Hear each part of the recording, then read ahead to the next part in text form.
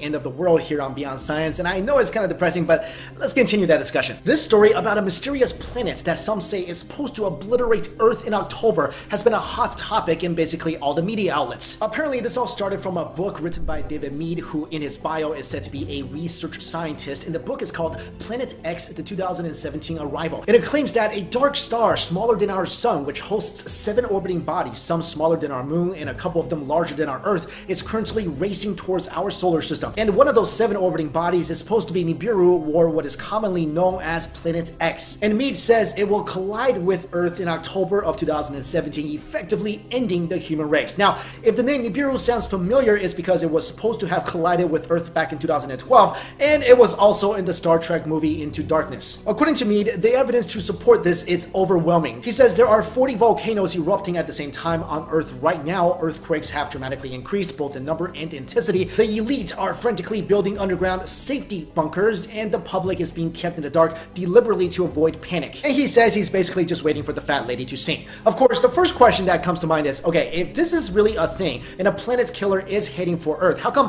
NASA or anyone else looking up at the sky all the time is not going all crazy over this? According to Mead, the reason why we can't see Nibiru is because of the angle that it's approaching Earth. It makes it really difficult to see. He wrote in a piece for Planet X News that this system is of course not aligned with our solar system's ecliptic, but is coming to us from an oblique angle and toward our southern pole. This makes observations difficult unless you're flying at a high altitude over South America with an excellent camera. Now, this isn't just some random doomsday scenario believed by a few people. According to the Washington Post, there are around 2 million websites devoted to what happens when Nibiru meets Earth. But if you are a bit worried about never being able to go trick-or-treating again, just have a chat with NASA, because the guys there think this is all just an internet hoax. According to NASA astrophysicist David Morrison, there are no pictures or astronomical observations of Nibiru, and a planet 9 months away from crashing into Earth cruising within the inner solar system would be visible to the naked eye. So basically, no one could hide Nibiru if it actually existed and is heading towards us. And although most scientists do believe that Planet X indeed does exist, even though no one has ever seen it,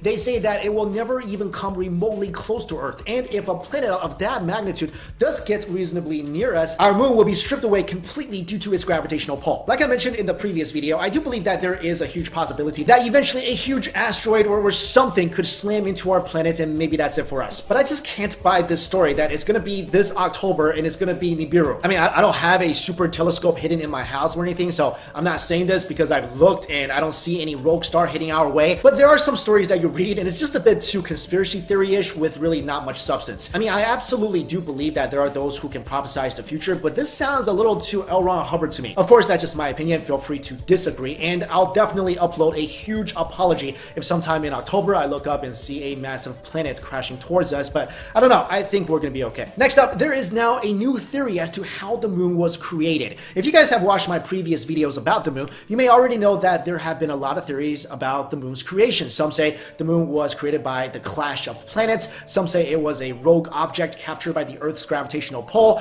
and some even believe the moon was man-made. But there is now a new theory brought forth by Israeli scientists that the moon was actually formed due to multiple collisions to an early Earth that made a bunch of smaller moons, and they eventually merged together to create the moon that we have now. If true, this means that the moon wasn't just created in an instant due to clashing planets, but instead created over millions of years. To go into detail on how this theory was developed, 3 Israeli scientists were researching the big collision theory. You know, the one that says that the moon was created when the Earth was hit by something the size of Mars and a chunk of it broke off and formed the moon. The 3 researchers ran simulations to test the big collision theory and found that the impact of Earth hitting other large bodies actually produced smaller disks that formed moonlets. The moonlets then experienced about 20 more collisions, then fused to become the moon that we know of today. And this would make more sense than the big collision theory, because smaller repeated impacts that formed the moon after millions of years makes more sense than a single huge punch creating the moon in an instant. So this is yet another theory about the creation of the moon, which, let's be honest here, we really have no idea, no absolute idea how it was created. So I'm gonna stick to my original theory about the moon's creation. If you don't know what I'm talking about, check out my earlier video about the moon.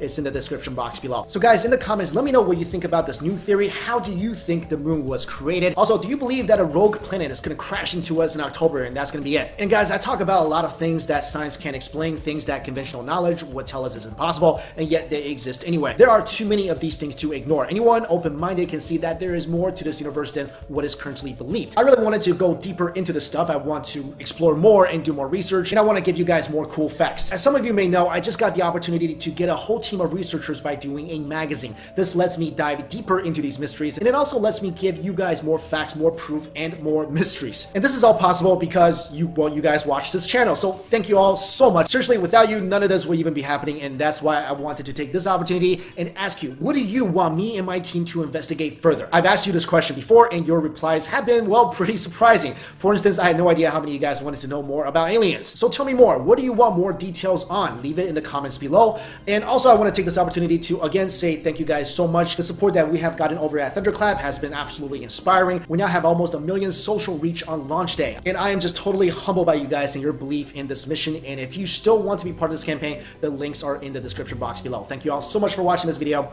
See you later.